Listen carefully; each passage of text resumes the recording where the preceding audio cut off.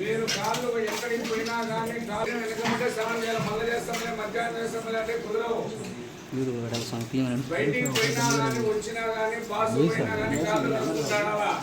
ఇక్కడ బాసు పోసి మఠంలో పోయేంత వరకు కూడా కాళ్ళు కడుక్కోరు.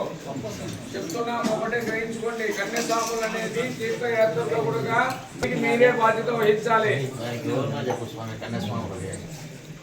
వాళ్ళకి వివరణగా చెప్పండి.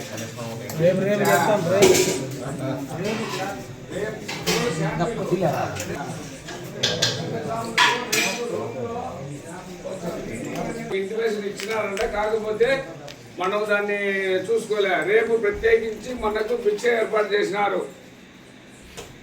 ఏం సమయం వింటున్నారా?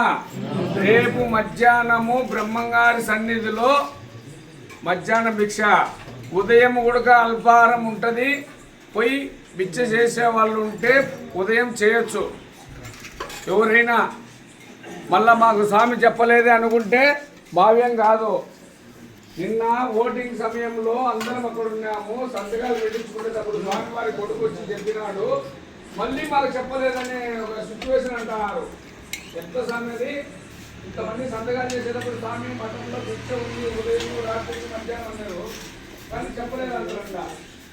చెప్పలేదా? సంతకాలు పెట్టేటప్పుడు